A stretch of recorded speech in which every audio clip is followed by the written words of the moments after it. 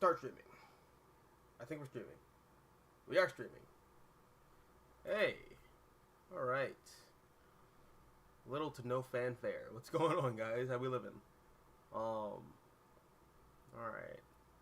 I didn't let anybody know I was streaming today. So maybe nobody was. Oh, well, hey, there we go. Alright, hey, what's up? Hey, what's up, HR? How you living? What you read this week?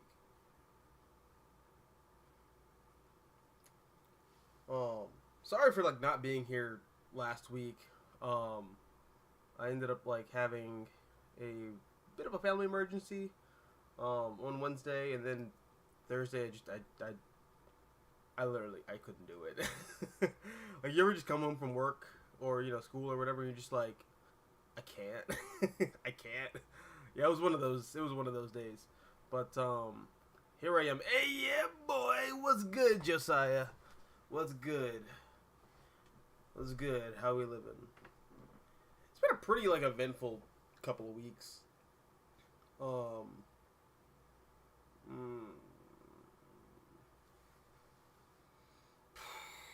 It's been a day. It's been a whole day. I actually ended up getting my my Baltimore Comic-Con tickets, and that was the thing that just kind of sent me over the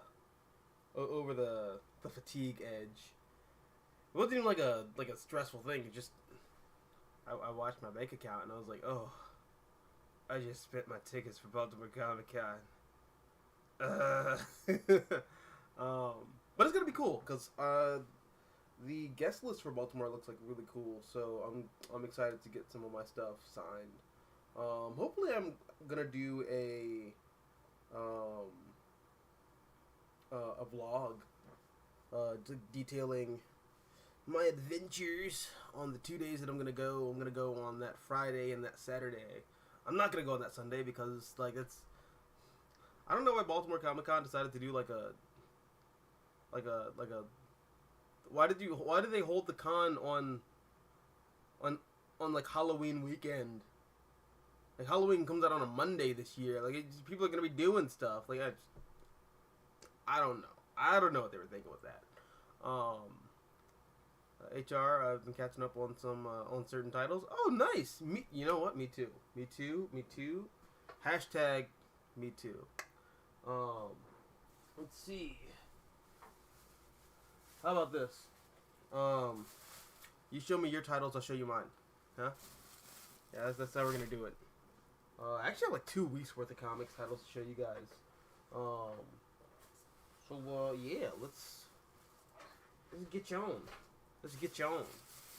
Actually, first let me do this. Let me share this out because I didn't do that earlier.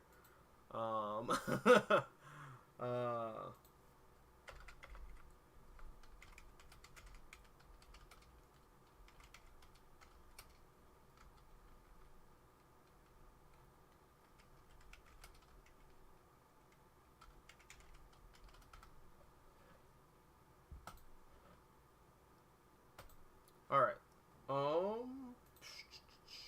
And I'll share it. I'll share it too. All right. So, I guess I'll do last week first because I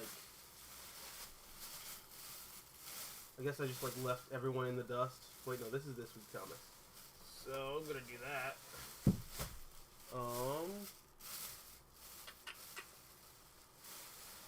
Boom. Let us commence. Actually, by the way, kind of important. Can you guys hear me over my air purifier? I finally. Well, I didn't finally get one of these. My mom actually got me one of these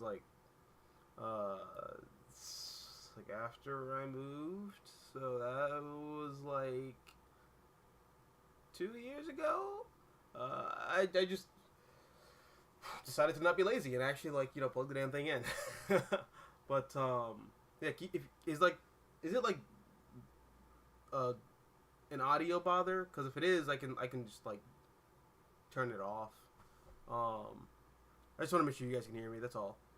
Hey, what's up, Supreme? How you doing? I'm doing great. Thanks. How are you?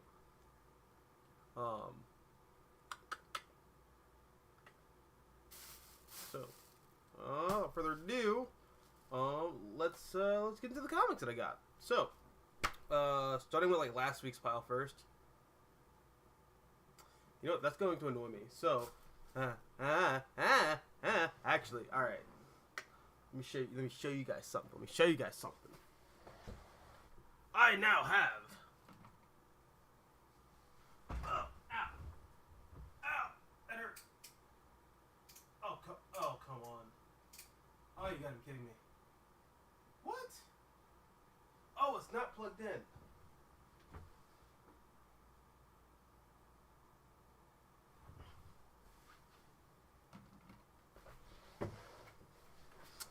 Fuck that. I'm not doing all that work. That's a lot. I'm not.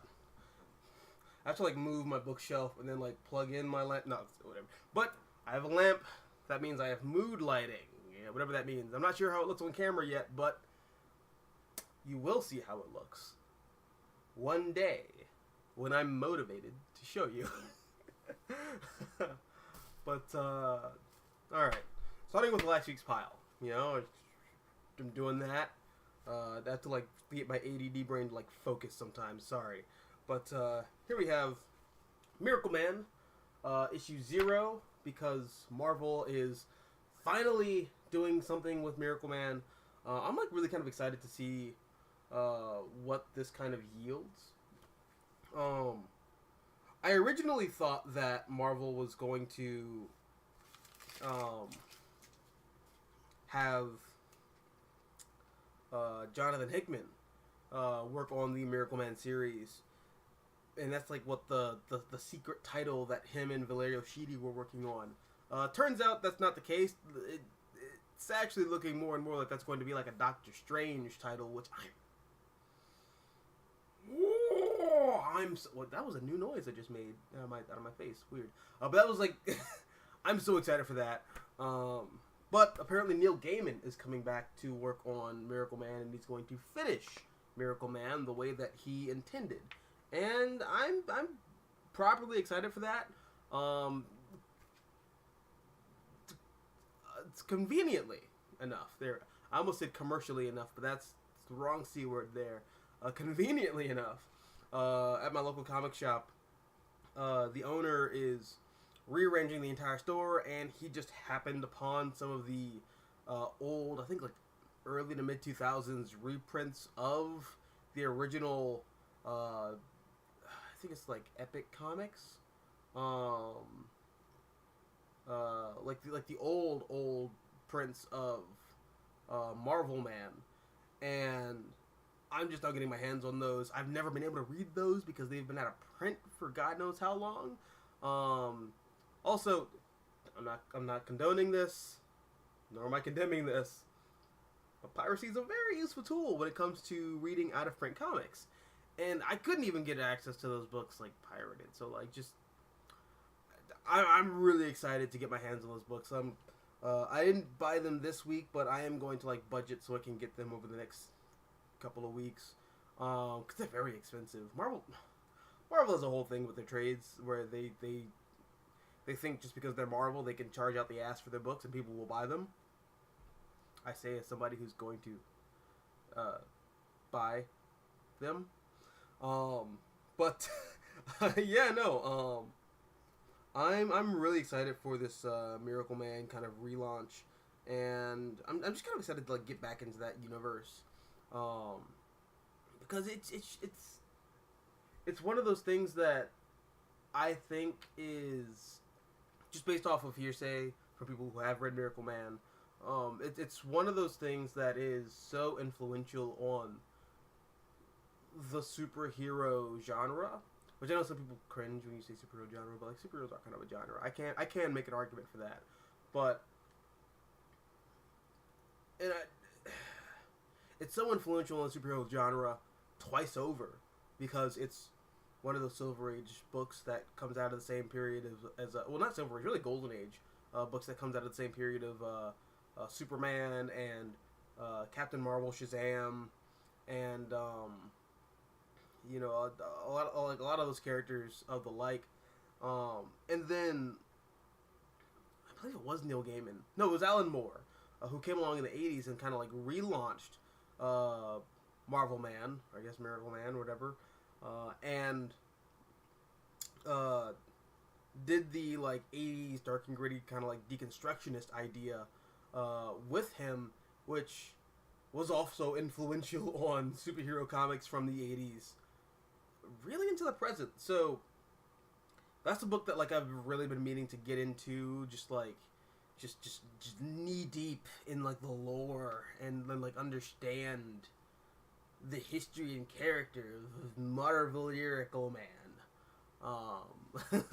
So I'm very excited to do that, and I haven't like read this yet. Like I kind of like skimmed through it on the bus, but there was like a crazy woman like just behind me. I think she was drunk, and I was kind of afraid she was gonna vomit on me, so I just kind of I put my comics back in my backpack. But yeah, no, I was really into really, first of all, this art's amazing. This book in particular has like several different artists on it. It's a 0 issue, so it's just kind of establishing like what the world looks like. He also has like Peach Momoko doing some art. I love Peach Momoko. She's amazing. Her art's fantastic. I also got the Terry and Rachel Dodson cover. But yeah, no, I really can't wait to like read this and like read all the other like classic Miracle Man. I'm just gonna call him Miracle Man because is it Miracle Man? Is it Marvel Man? I don't know. It's just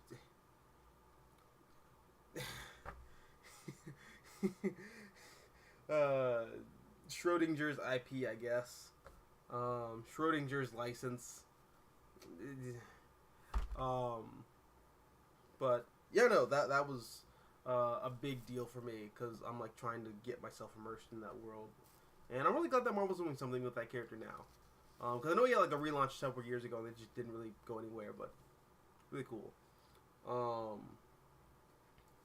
Let's see. Oh, Supreme has been reading some stuff, and also Josiah. All right, so Supreme says been finishing on Michelini and McFarlane Spider-Man omnibus. Nice, nice. Todd was a beast of an artist back in the day. What do you mean back in the day? No, I'm kidding. Yeah, no, I feel you. But also, Peter gets more action as a newlywed in 1988, while modern 2022 Peter gets no sexual action. Which is bizarre because the entire point of having Peter be sexy and single is that he can get all the action, but now he doesn't because I don't know. Also, the 90s was like a weird, like horny time for Spider-Man, wasn't it? Just you crack open any Spider-Man comic from the 90s and it's like it's get a room, Peter and MJ. Even though like through the fourth wall, I'm like invading your private space, but like Jesus Christ. Have some decency. Aunt May's in the other room. But she's like listening with like a little cup at the door. Yeah, no, just I feel like a lot of stuff regarding Spider-Man though, and this is just across the board really, including the video game from Insomniac, which I really enjoy, but like still just I feel like nobody at Marvel really knows what to do with Spider-Man in a modern era. Because the focus has been skewed.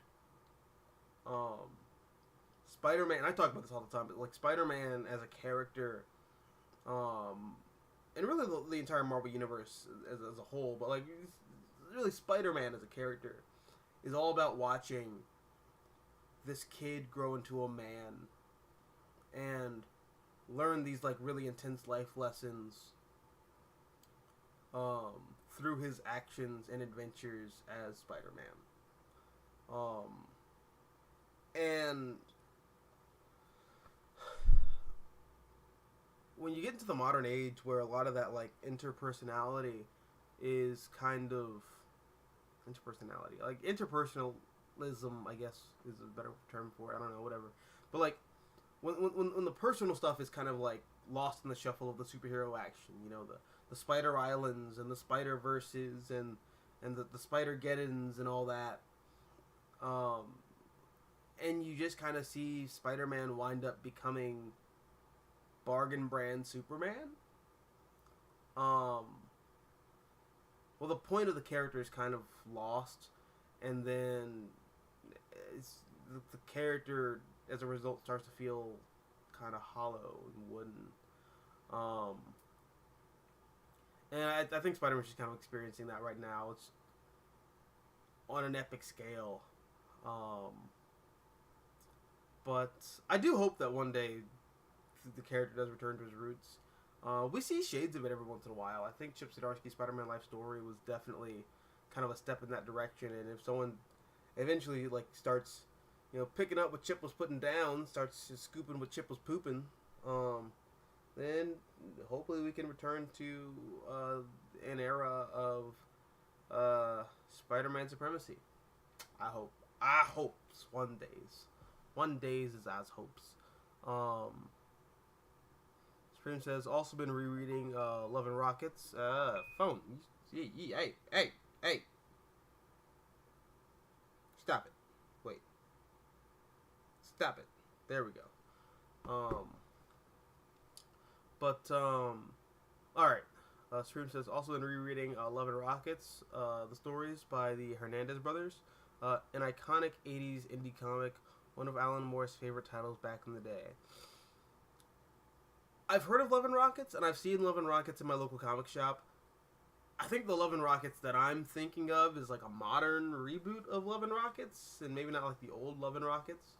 But one of my buddies is constantly trying to get me to read this one short story from the Love and Rockets line called Of God and Science, which is just a great title. Just dynamic. It's like kind of eclectic. It's really cool. It's really striking. But I just haven't really had any luck getting a hold of it. Love and Rockets is a book that I hear a lot of great stuff about. So I'm definitely gonna try to get hip to that in the near future. I might get lucky at Baltimore Comic Con. I don't know.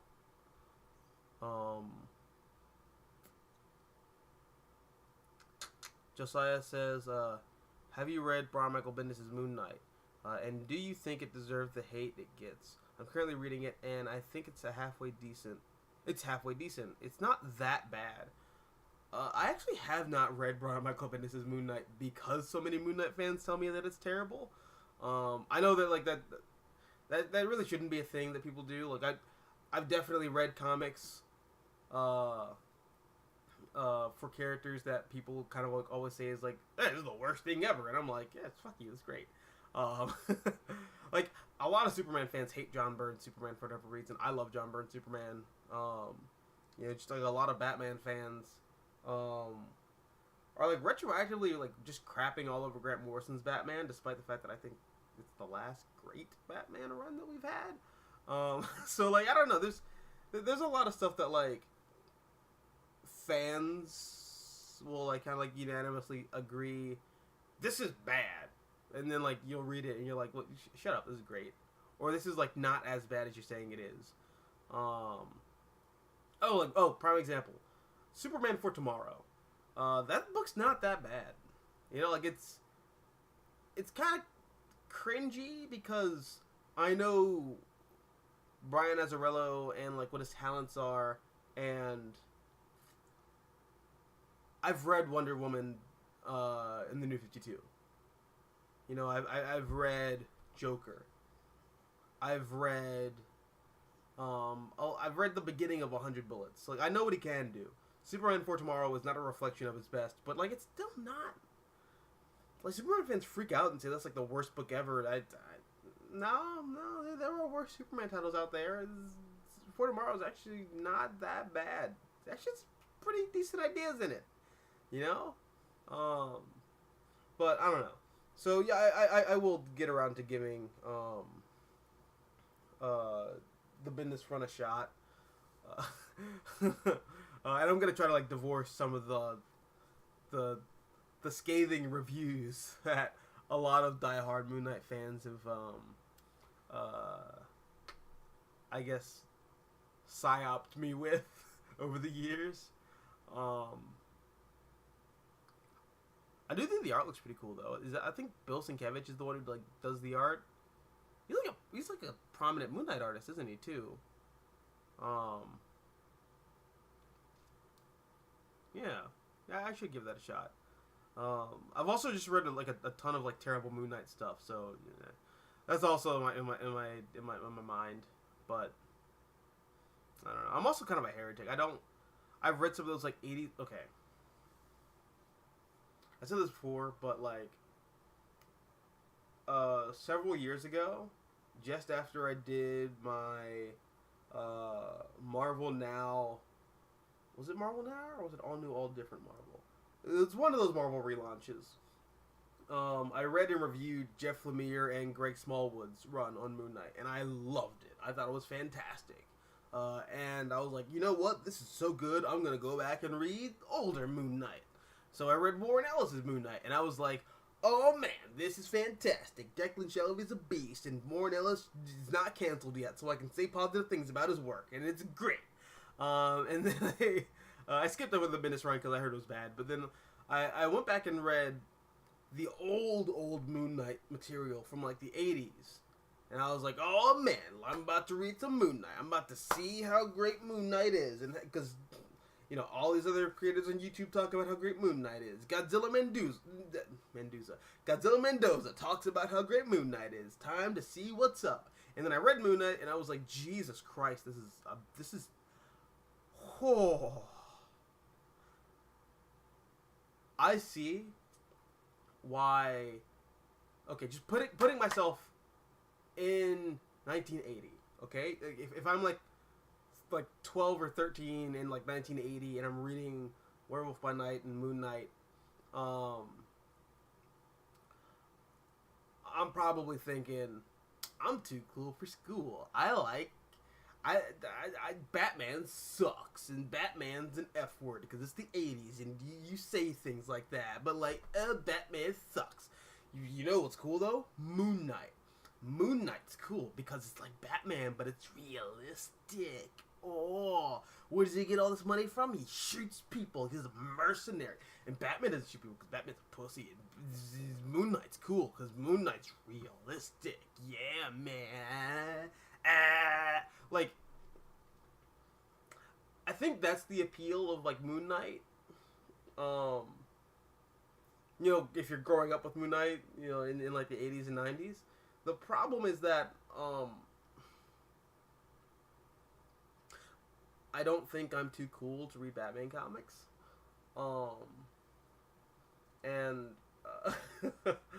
just, a lot of that Moon Knight stuff just kind of feels like try hard and like, look at me, I'm Batman, but I'm like, I'm suck Batman because I'm cooler than Batman. It's kind of like it's kind of like Invincible. You know, if I didn't grow up reading Invincible. Because I love Invincible, but I also love Invincible because I grew up reading Invincible. But I can totally understand some of my friends who are also into comics, and, you know, Invincible has all this hype, and they'll go back and read it, and they're like, bro, this is just Superman with, like, blood and cussing. Like, that's all it is. That's all it is. It's just Superman with blood and cussing. What is the hype behind this? This is it. Like I disagree with I disagree with my friends there, but you know I get where they're coming from because I have the same thing. Like I'm reading 80s Moon Knight, but yeah, no, I'm kind of taking a break from reading Moon Knight at the moment, but. I will get back to reading the Bendis run at some point.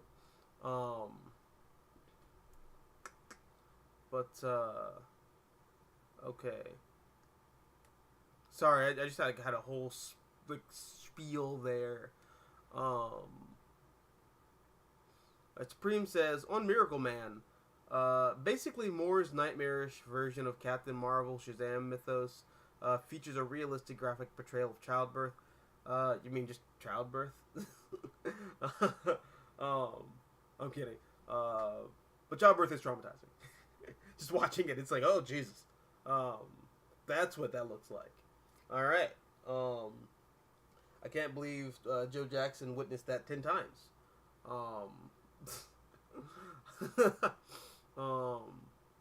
But yeah, no, I gotta get hip to that. It.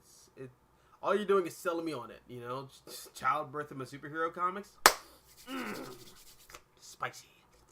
I hate myself for doing that. HR says, I don't even think about getting current Spider-Man anymore. Yeah. I always feel like this intense sadness when I see Spider-Man on the shelves. I'm just like, damn, bro. It's kind of like, you guys know like Fast and Furious, is it 5 or 6? No, it might be Fast 7.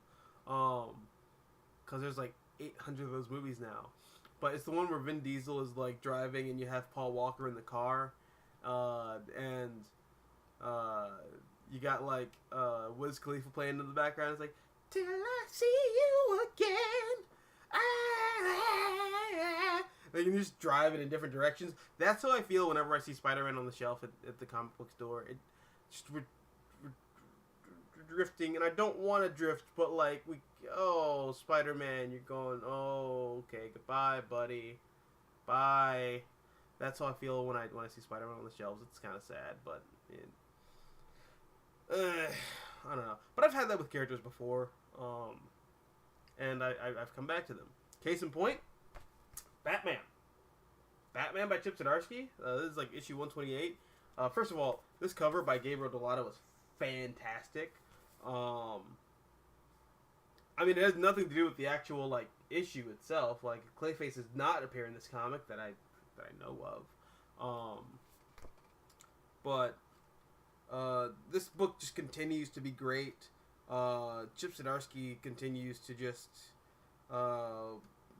absolutely just blow me in the right ways imaginable.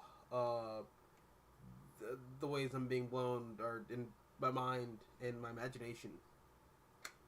Because I'm not a sex criminal. But Chip Zdarsky's utilizing the entirety of the DC universe, and again, just remembering that Batman is a superhero, and Batman exists in a larger universe,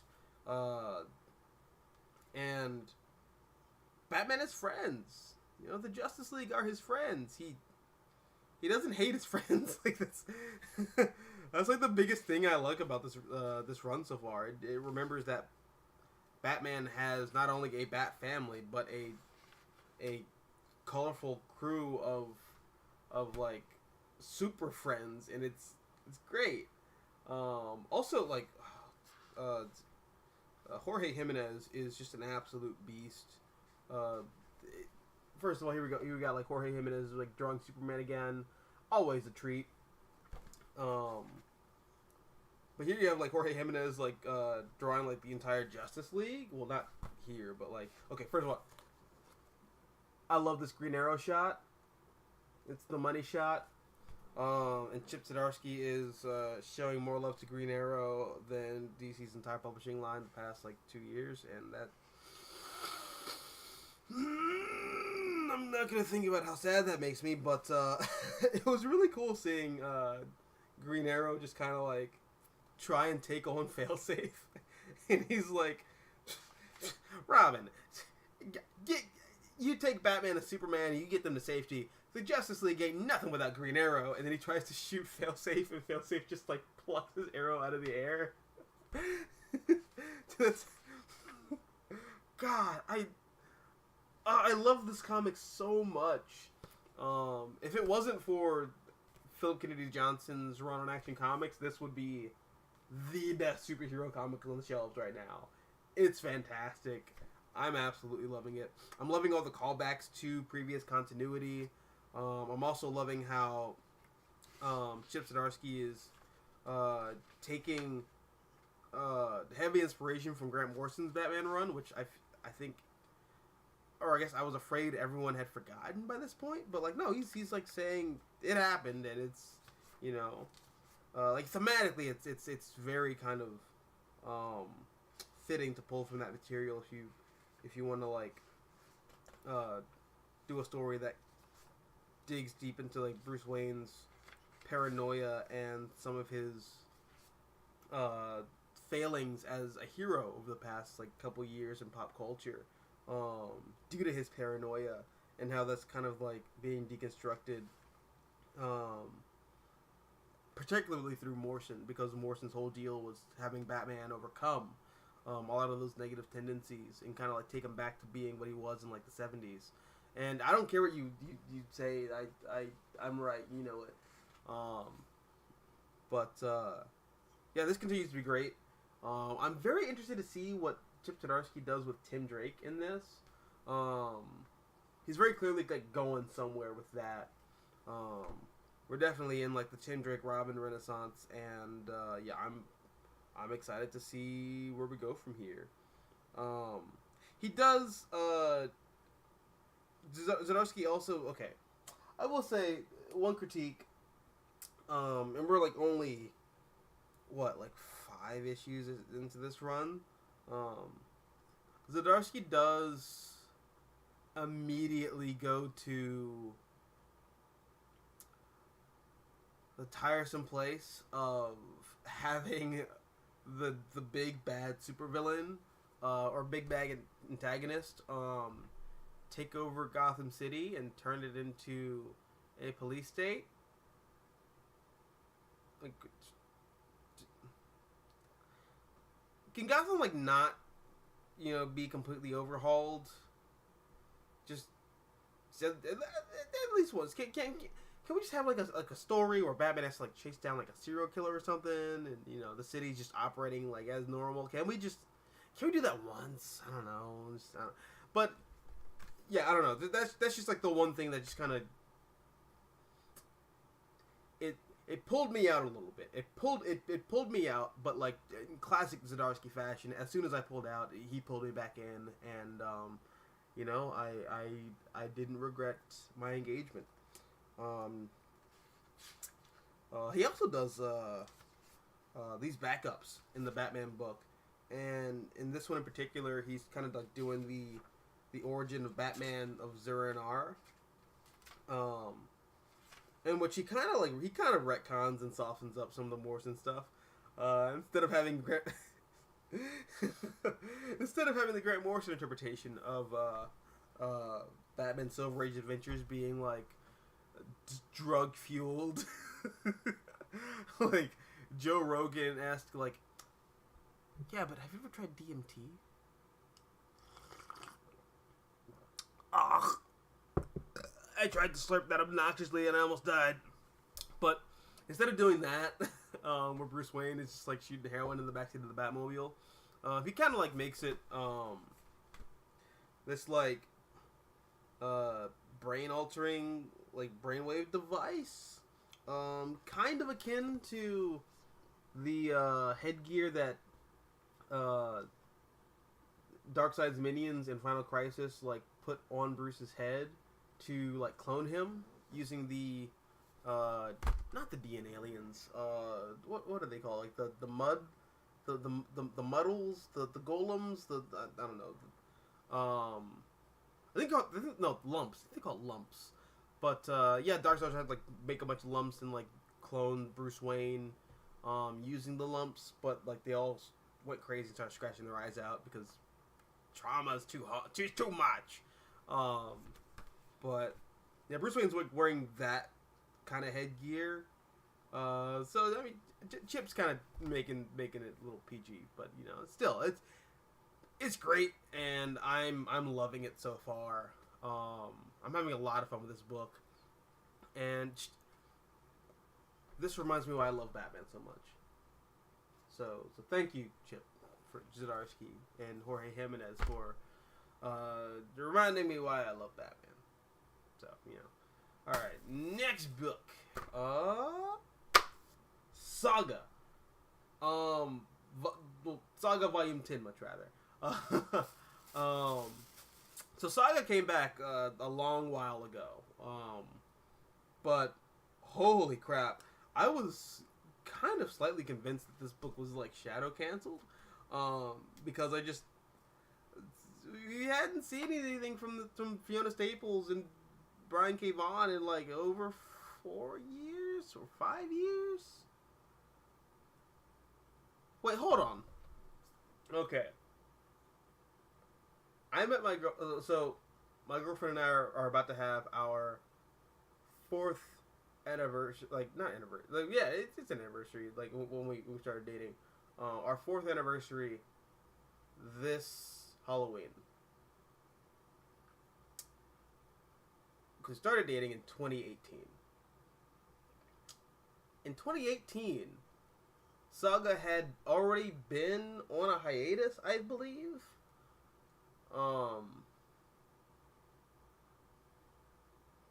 So that means like this. Yeah, I mean this book's been on a hiatus for like close to 4.5 years. That's insane, dude. I kind of lost hope that this book was ever gonna come back. But then it got announced, and I was just over the moon. This is like my favorite fantasy epic sci-fi book, or I guess science fantasy epic. It's at one point in time I would have said this is my favorite comic book. It has since been eclipsed by East of West. I think East of West is my favorite comic book of all time now. But this is definitely up there. And Saga's just a weird beast, man. I remember when Saga first came out. I want to say it was like 2012. Do you guys remember when Saga came out? This book changed everything. Like, Saga.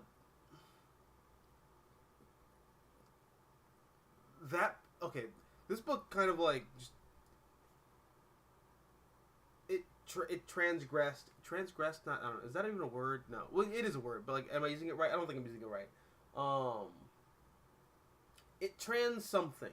The Saga is a trans something. I feel like that's charged some negative way, but like, you know, Saga changed everything.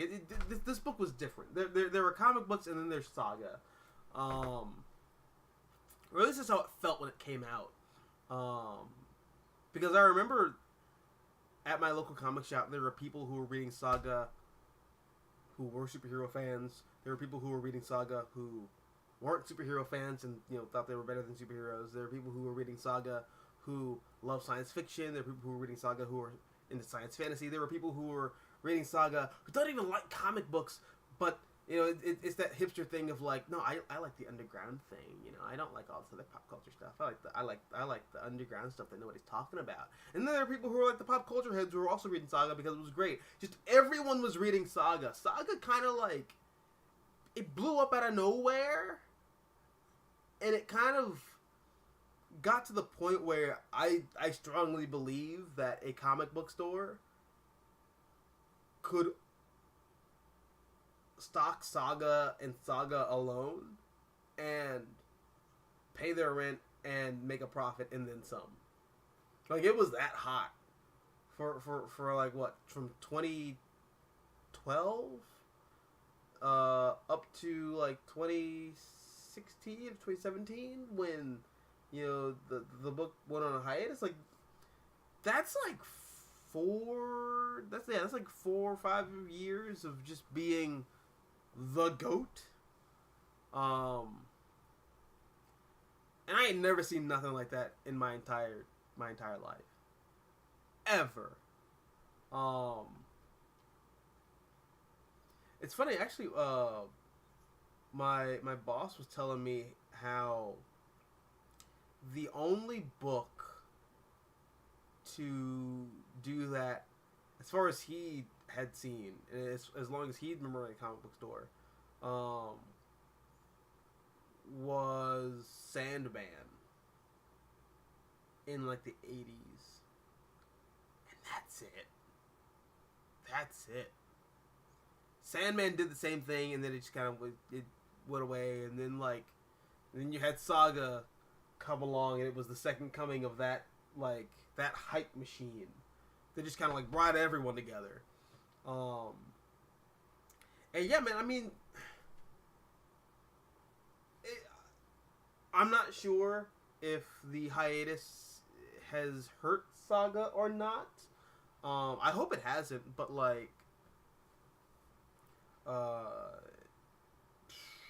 I mean, only time will tell.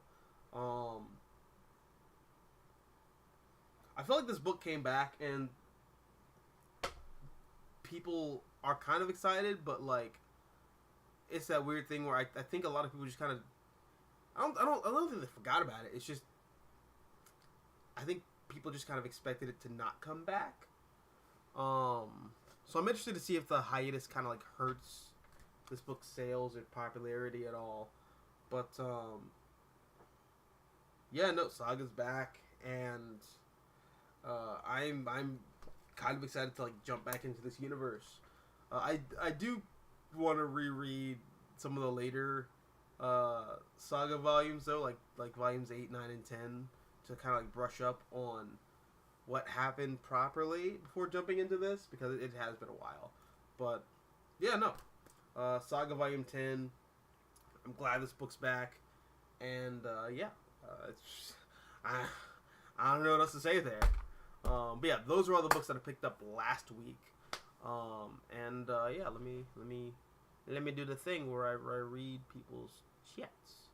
Oh, what's up, Debbie? How you doing? I didn't see that you hopped in the stream. What's up, bud?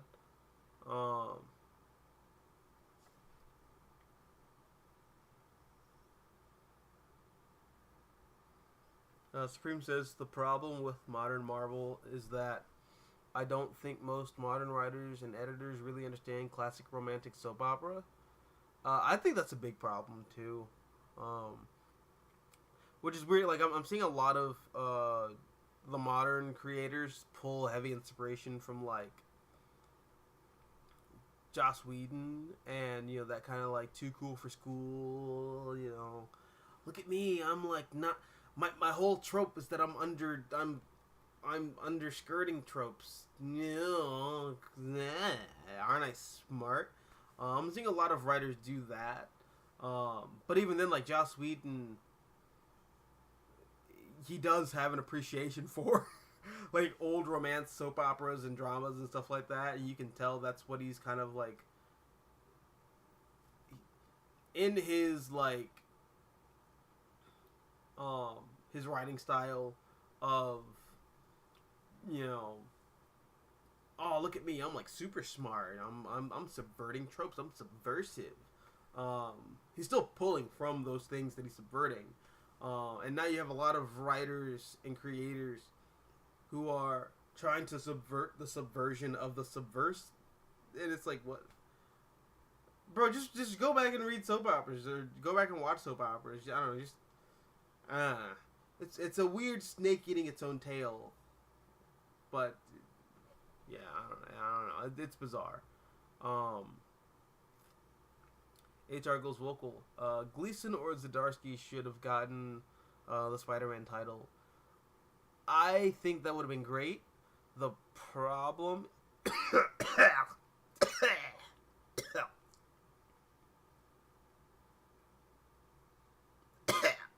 There we go. I'm not coughing at your idea. I'm just coughing because I almost died. Because I forgot how to regulate saliva. But the problem with that is that neither Zdarsky or Gleason or really anybody wants to touch Spider-Man right now. Spider-Man's gotten to this kind of point, much like Superman on film, where I think a lot of people are kind of nervous and kind of scared to touch the character in comics. Which is really sad, but I get it. I totally get it. After nearly a decade of Dan Slott on Spider-Man, and Spider-Man just kind of being what I think is discount Superman, there were a lot of there were a lot of fans who kind of either grew up on that version of Spider-Man, or fans who got back into comics through that version of Spider-Man, and that, like, you know, that Dan Slott style of writing the character is what, that's how they identify with the character of Spider-Man, and that's how they identify with the character of Peter Parker. Meanwhile, you have, like, you know, old dorky people like me just, like, shouting at the fucking sky, going like, "Ah, you ruined Spider-Man!" And like, we're not happy. But like, the Dan Slott era fans aren't happy when you kind of make Spider-Man not that, like, you know, ooh soft boy kind of like, ooh, I have to go fight the alien from the other dimension in the part of the universe that looks like the Spider-Man. Like, no one's going to be satisfied properly with anything done with this character at this point, I don't think. Or at least I think that's what a lot of these creators believe. And that's unfortunate, but it's kind of exactly the Man of Steel, like, Zack Snyder Superman versus classic Superman debate. Where there were a lot of Superman fans who I think I would legitimately say they are, like, actual Superman fans who got into the character through Henry Cavill and Zack Snyder's interpretation of the character. And then there were a lot of people who are Superman fans who hated that version of the character, and they want something more akin to not Henry Cavill, but they want something more akin to Christopher Reeve, and Smallville, which is basically just diet Christopher Reeve. So yeah, no, like, I get it. It's just sad that we kind of ended up where we are. But it is what it is. It be how it be.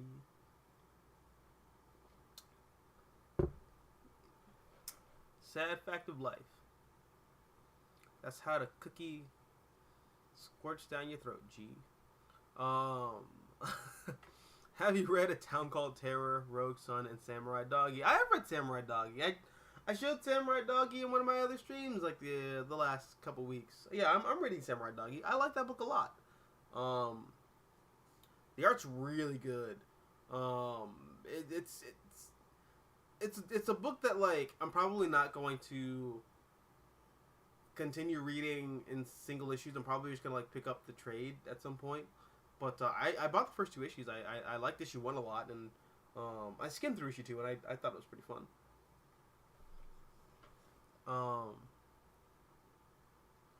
Supreme Omega says, my main issue with Byrne's reboot is that I don't think he needed to ditch all of pre-Crisis mythos like the Legion and Supergirl. It caused significant continuity damage. Well, I agree, and I also disagree. Well,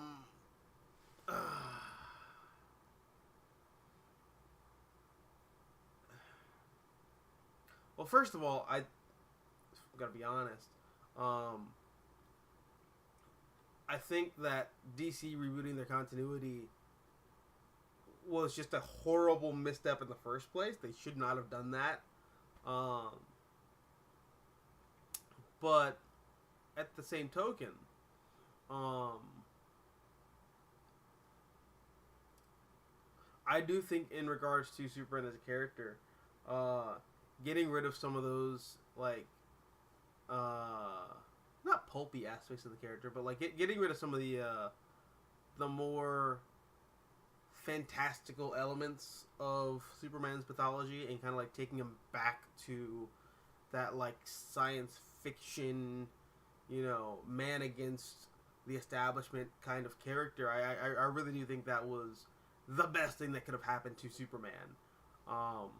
Like 100%. I've already made a video about that. It's on the channel, but like, yeah, no, I'm kind of, I get where you're coming from, because down the line there have been significant continuity bars with trying to reintegrate the Legion of Superheroes back into continuity, and the Legion have just never been the same. They've never been the same since Crisis. They've just been fucked. And there's no way to unfuck the Legion of Superheroes at this point. They're just broke. They're a broken concept. That continues to become further broken as more creators take them on as the years go by. But yeah, no, I can definitely I see where you're coming from with that. And it is a damn shame. It is. Supreme says on Kamala, she is a guest in. Oh, she's guest starring in Zeb's Amazing Spider-Man. Oh, weird. Yeah, she's a proud science intern of Oscorp.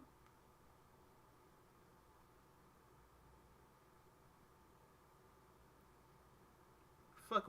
Okay, no, I'll finish reading it.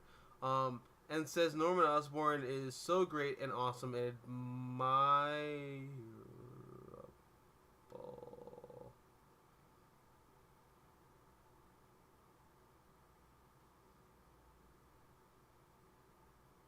Bro, what? What?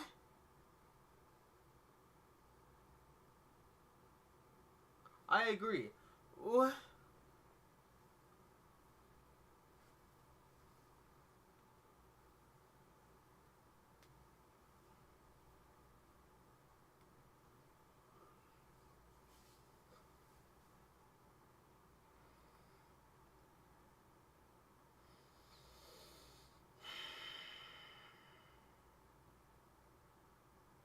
I was not prepared to read that.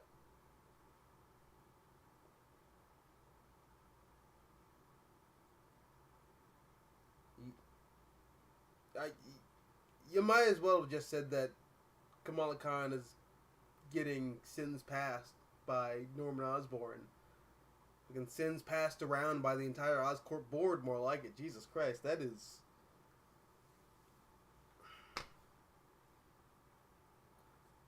I've given up on Miss Marvel at this point. There's a lot of characters in the Marvel Universe I've just kind of given up on. Marvel, it's so weird. And I always like kind of resist this like Marvel's good when DC's bad and vice versa. But dude, like nah, man, like I'm more invested in like pretty much everything that's going on in the DC universe right now than I am Marvel. Just because I don't think any of the creative teams at Marvel have a solid grasp on who those characters are. Like I really don't, and it's a damn shame. Except for Chip Zdarsky and Marco Cicchetto, they're doing great on Daredevil. But that's also Daredevil. Like Daredevil, we talked about this. Daredevil is like always great, or at the very least, Daredevil is always good. It's like the one constant in the Marvel publishing line. Daredevil's always good. But damn, dude, that just kind of blows me, man. And like not in the fun way that Chip Zdarsky did earlier with Batman. I'm just blown, man. That sucks. That sucks. Damn.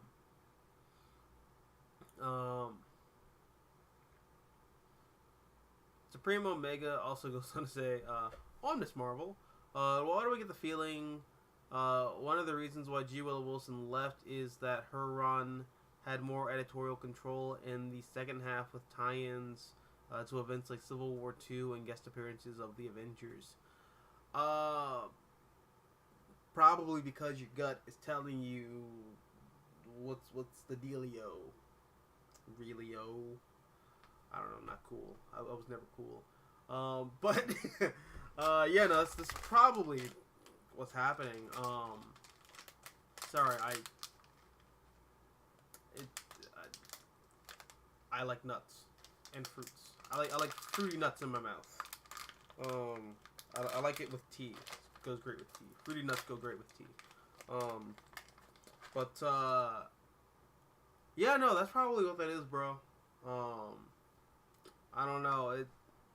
It's a shame, but you know what?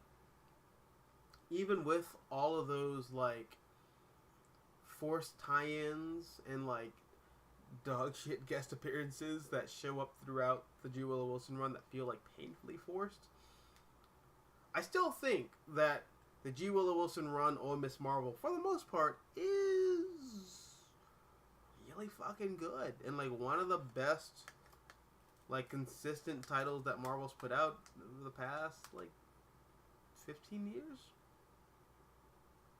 I'm willing to go that far. Yeah, it definitely is.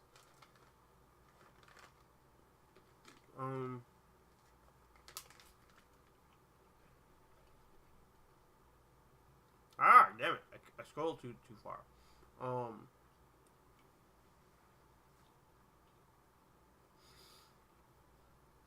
On Brand New Day, it's interesting that Quesada and the other Brand New Day writers really disliked Harry's death in Spectacular Spider-Man 200. They feel the late 80s to early 90s David Mateus, Michelini era is not iconic Spidey. I wonder why. Probably because they grew up with, you know, a Spidey from like the 60s and 70s. That's probably why. It's the same reason that like Mark Waid and Grant Morrison don't like John Byrne's Superman and don't like Lex Luthor being a billionaire and don't like, you know, the stuff that I like about Superman from the post-crisis universe onwards, and why they were like instrumental in kind of like changing Superman back, along with creators like Jeff Loeb and Joe Kelly and all those guys. It's because they grew up with a different version of the character. You know, and what these people grow up with becomes iconic to them.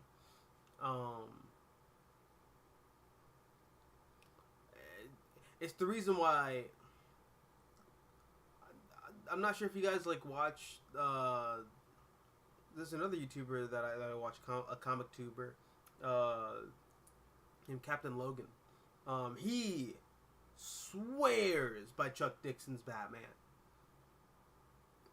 I can't fucking stand Chuck Dixon's Batman. I do not like that era of the character at all. I think there's a lot of really interesting ideas that come from that era of the character, but like personally, I don't like it. I don't like monosyllabic, like, you know, justice bleeds out of my asshole. I'm so angry. Ah! I don't like that version of Batman. I don't, you know, I like the cool, collected, like, suave, like, you know, I'm the world's greatest detective, and I'm in control of the room when I walk in it. Kind of I like that version of Batman.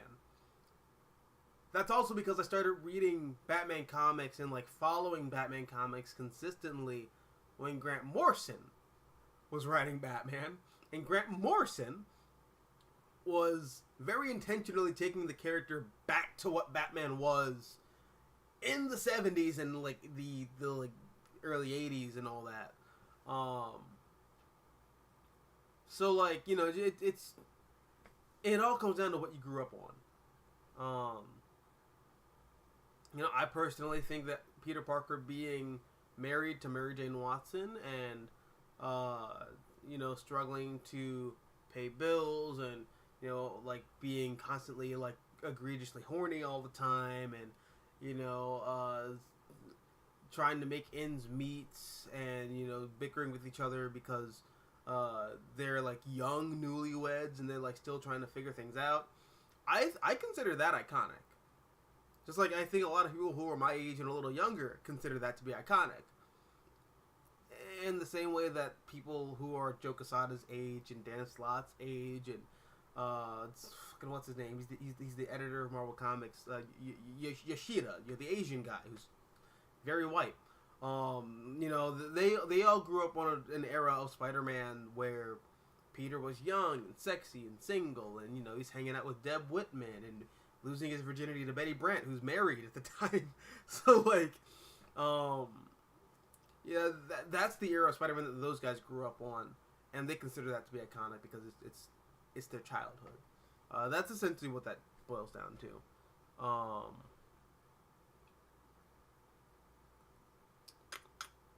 616, man. Hey, what's up? How you doing, 616?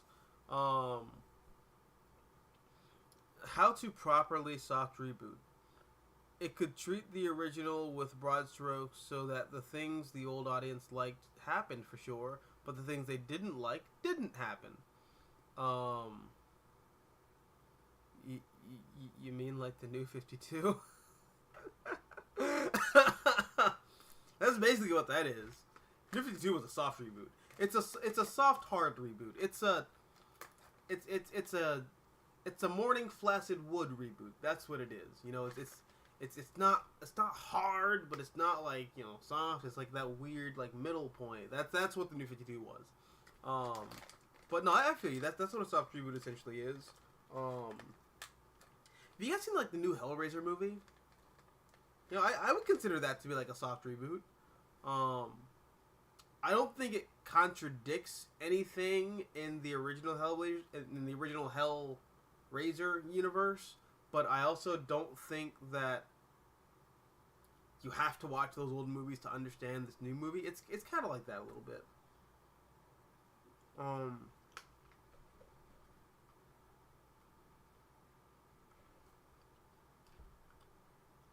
Sorry. I have to devote time to nut and fruit. Fruity nut. It's great. Now,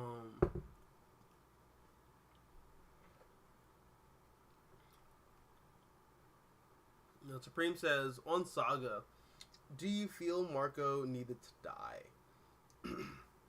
Because I missed the marriage interaction between Alana and Marco.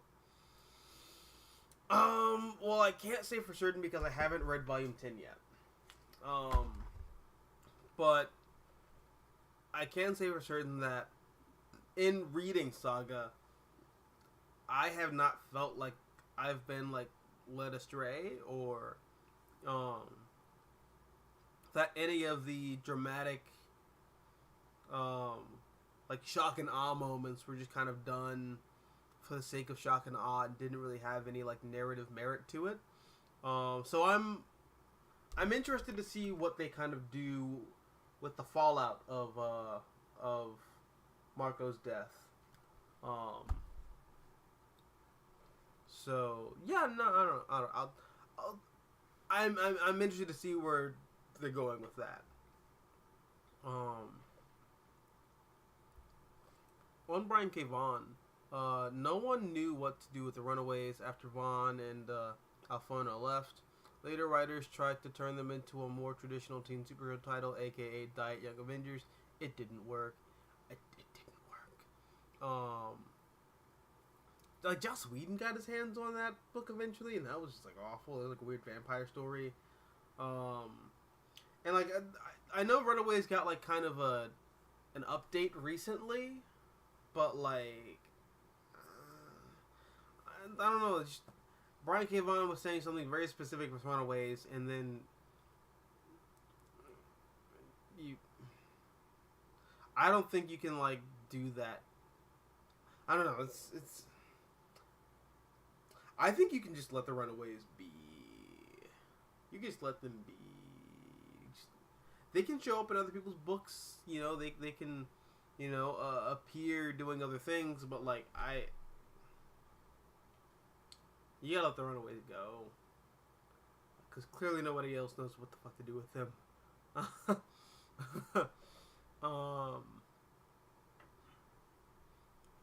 Tevye says, speaking of which, oh yeah, you did go to New York Comic Con. Yeah, I saw your vlogs. That was really cool. Not your vlogs, like I saw your like your Twitter posts. I also really liked your John King cosplay. That was really nice. That was really nice. It was really well put together. Actually, speaking of cosplay, my coworker earlier today kind of challenged me a little bit. I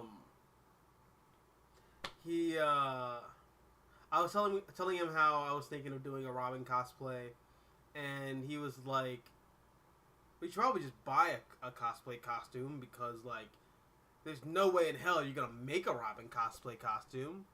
And I was like, "Well, no, I can see myself doing it." And then he said, "You're not gonna do it." Like you just said, "You're not gonna do it." So just buy the damn costume. Take my advice. And I was like, you know what? because you told me I can't do it, fuck you. I'm gonna do it.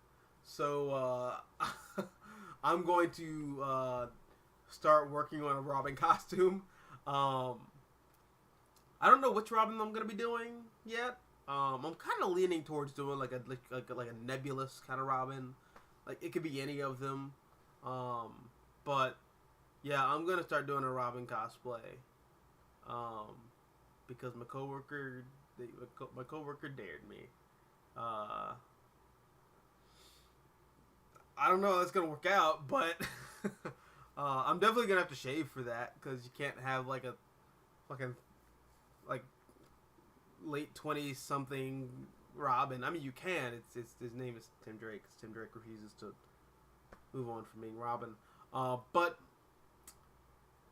I'm gonna do it. I'm gonna get in shape. I'm gonna shed all these like COVID pounds, and I'm gonna like, you know, I'm gonna look like Robin. You know, it's gonna be Robin with dreads. So like maybe it's just Duke Thomas. I don't know, but still, I'm gonna do a Robin cosplay. It's definitely not gonna be ready by the time Baltimore Comic Con rolls around. That there's no way the hell I'm gonna do that. But probably by the time Katsucon rolls around, which should be in February, I think. Yeah. I should definitely have my Robin cosplay done by February.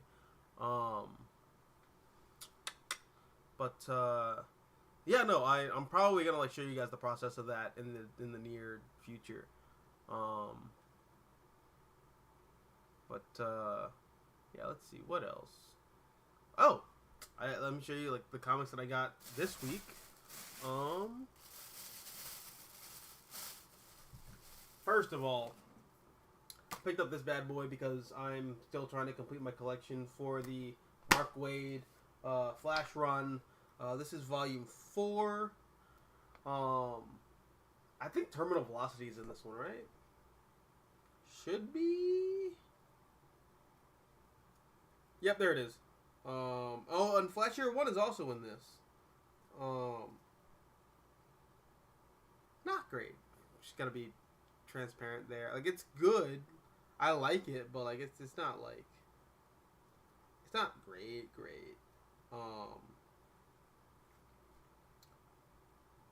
Oh yeah, we also have this is also where you find out that well, not when we find out, but like when Wally finds out that Linda was married at one point in time, and he doesn't take that very well.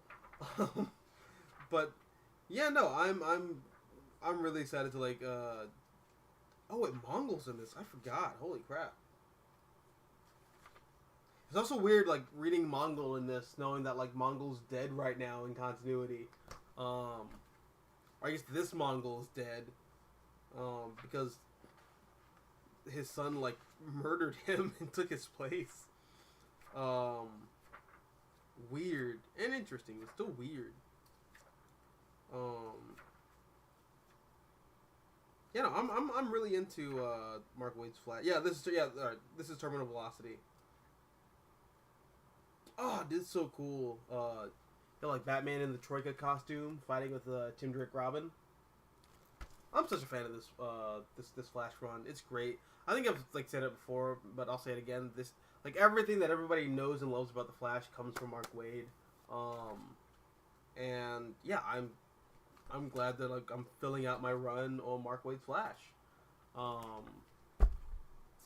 Let's see, what else did I get last week? I actually forgot what I got last week. Or not last week, this week. Oh, Starhenge. I think this is issue. It should be issue 4. Yeah, this is issue 4. I didn't have a chance to read this yet, but I like the first 3 issues a lot. The book continues to like just blow me away with like fantastic art. I'm just spoiling the hell out of this as I'm like flipping through the pages. Oh my god, that's a naked tree woman and it looks amazing. I'm not sure I can show that on the screen here, but like Liam Sharp is like such a versatile artist. Like he'll do pages like this, right? And they look like 90s Image comics, and then he'll like do a page like like fucking this. Like Liam Sharp is just on a completely different level. He is. Oh man, Liam Sharp's just on some. He built different. Liam Sharp just built different, bro. Like, holy crap, this is amazing. Yeah, I love this comic. I haven't even read this issue yet, but like I can tell you, I love this comic already. I can't wait to check it out, which will probably be like in the next 4 hours when I wake up in the middle of the night. I also picked up Superman Son of Kal-El. I'm not really reading this book. I just got it because of the Kal-El Returns event, which is like not really an event, but you know, still it's part of Kal-El Returns. I did read this. I'm still not a fan of Tom Taylor's writing for John. I think John's just kind of obnoxious, but this issue was definitely less obnoxious than the earlier issues. I can say that much. So yeah, I'm not really actively reading Son of Kal-El. Just I picked it up for the Son of Kal-El, or the Return of Kal-El event. I'm not really sure where this falls in place in that whole thing, but I don't know. Still though, I will say the art for this book continues to be like really good. Who is the artist on this book? Cian Tormey. Yeah, no, like Cian knows what they're doing. The art's dynamic. Like, I don't know, this is really cool. But yeah, I don't know. It's just I just got it because it ties into Return of Kal-El. Speaking of DC, still on that DC train. Jurassic League 6 of 6. Have not read this issue yet, but Daniel Warren Johnson is the GOAT. Or I guess the Bronchiosaur. It's dinosaur humor. But you know, I read like the first 5 issues of this. I'm excited to read issue 6. I mean, I kind of figured they were gonna like default to Dino Darkseid, because like Darkseid has to be the villain in everything now. But yeah, no, I think the artwork's great, and I'm excited to see where this goes, or like, you know, how it wraps up. And finally, we have Batman versus Robin, by Mark Waid and Mahmoud Asrar. This book is also really good. It's kind of spinning out of both Mark Waid and Dan Morrow's World's Finest book, as well as the Lazarus Island Robin material by Joshua Williamson, which I haven't read, honestly. No, not to the back. I read the first like 4 or 5 issues of that run. I read up to the issue after the Ra's al Ghul reveal, and then I stopped. Not for like quality reasons, just like it wasn't a priority. Yeah, no, this book is definitely kind of like spinning out of those 2 titles, and it also is setting up the Lazarus Planet event, which DC teased because Dark Crisis isn't over yet, and DC has to tease another event that's coming out of this miniseries, because there's an event going on currently, and DC can't hype up one event without stepping on the toes of another. But all that logistical crap aside, I'm really enjoying this book. It's it's really kind of cool seeing Batman go on these like high concept adventures. Um, I really feel like this is kind of like we're in the renaissance of creators remembering that you can do more with Batman aside from just him fighting the Joker in a dark alley. I, I'm here for it. I am 1,000,000% down for that. I am a big fan of high concept Batman. Yeah, those are all the books that I picked up over the past 2 weeks. Pretty big haul, but like not like monstrous. I don't think.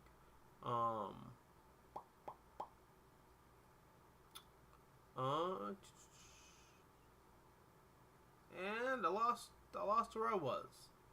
Damn it. Well, anyways, I'll pick up with Tevia. What about Superman being a father to his son Jonathan Kent? Like, what do I think about it personally? I like John. I think John's cute. Well, he was a cute, new addition to the super family. Now he's just like obnoxious, and I hate him. And like kind of feels redundant because Connor Kent is like right there, but okay. But yeah, no, it's kind of frustrating, and I talk about this in a video that I'm actually working on right now, which is I'm making a whole video talking about like the Philip Kennedy Johnson run on Action Comics. That's like my next video because I feel like I don't really review comics as much as I used to anymore. I want to get back to that, but I said in that video that I really feel like Rebirth took a concept that I'm not inherently invested in, which is Superman as a father, and made it work better than it had any right to. And then Bendis comes along and just kind of like makes me resent ever liking that concept in the first place. I'm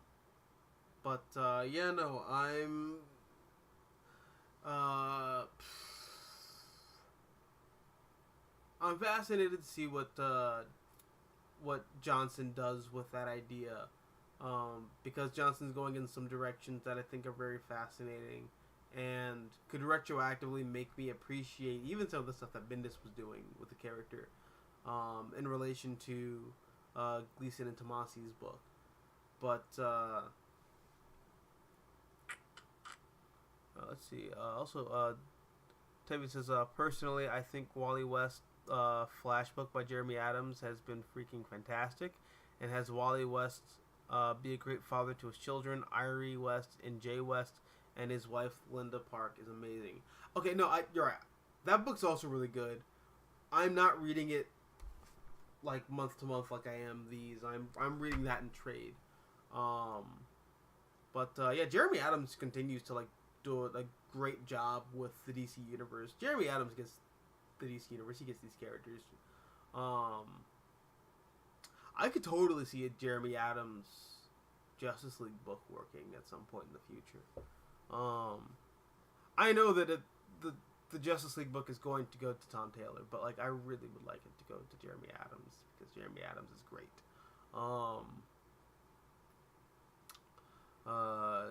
Marvel has no idea what to do with Kamala Khan. Miss Marvel, yeah, you're preaching to the choir there, though. How do you feel about Superman Son of Kal-El ending in issue 18? Because for me, I'm actually happy that the series is finally ending. But it's not ending, though. It's being rebranded. You know, it's the Son of Kal-El title is ending, but it's just going to like it's going to turn into Superman: The Adventures of John Kent. Like that's it. They're just changing the name of the book. It's not really a cancellation. I mean, you have the same exact creative team on the title. Yeah, I know. It's not really canceled, bro.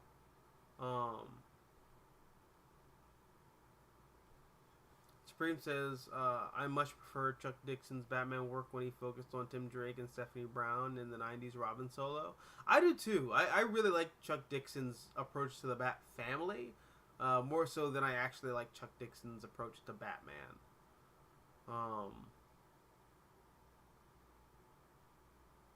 I'm done with single Peter Parker.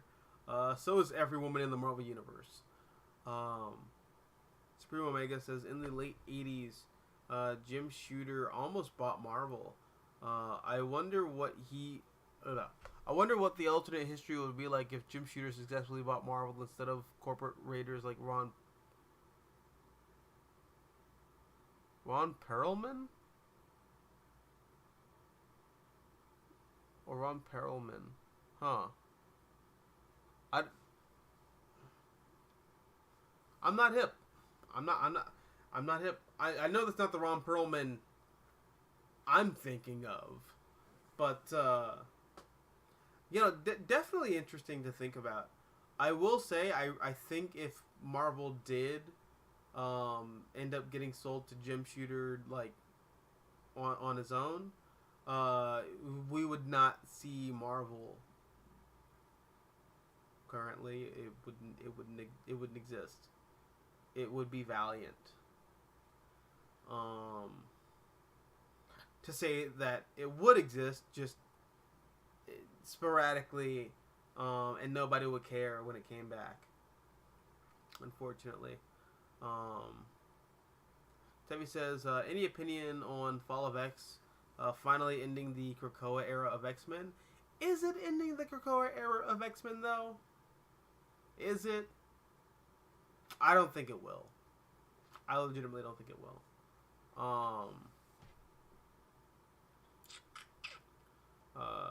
Then he says, I'm not a fan of the Tom Taylor Superman book. Yeah, that's not my thing.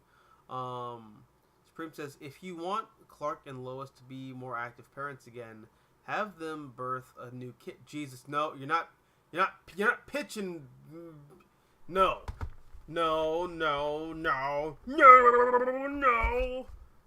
This is not how it's supposed to go. No, we're not doing this. We're not doing this with Superman. We're not doing this. that's my like Riddler screech moment. No. Oh God, I love Riddler in that movie. He's great.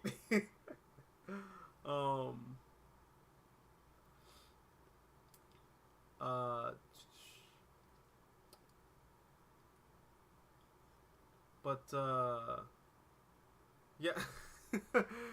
Crap, I forgot what you were saying too. I wanted my whole like tirade.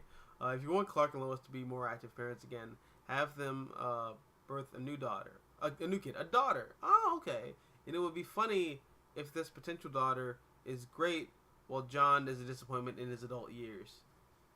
That'd be interesting. That would be interesting. I could see that. Remix. Hey, what's up, Remix? How you doing, bud? Remix says, thoughts on the recent MCU delays. I just hope it gives VFX artists more time to do their craft, and we end up with Marvel movies that don't look like they were put together in animation blender. That's all I can say about that.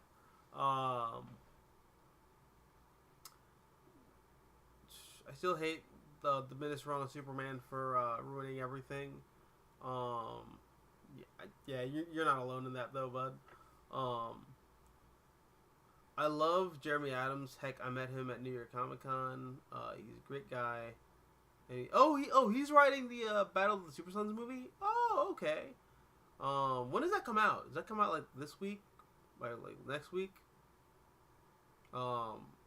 I like the trailer for that. You know, I think the animation looks really cool. I've also come around on CG animation, but I also think a large part of that is because I'm really into the Netflix CGI Godzilla movies, and I'm also like I'm watching the Berserk anime, which basically just you can watch the Golden Age trilogy, and you just watch that show. It just picks up almost right after the events of the third movie in that trilogy.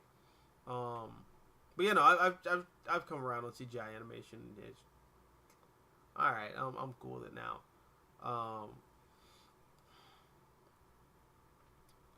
Technically speaking, Adventures of Superman John Kent is more of a miniseries. That's it.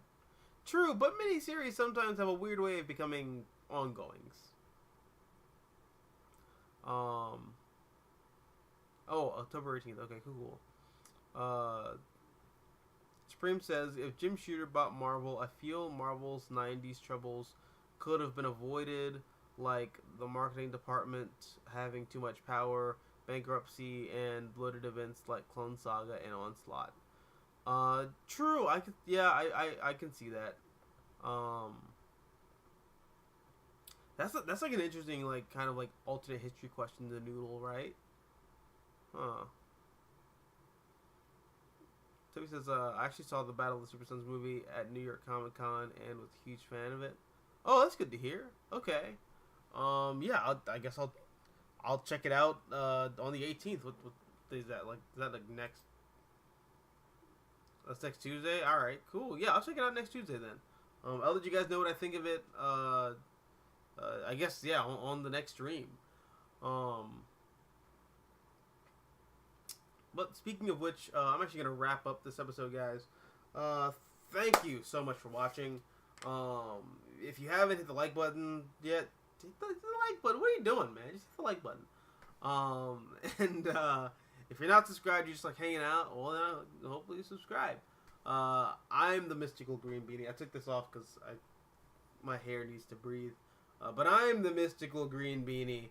Thanks for watching. And as always, until next time, adios nachos. Adios.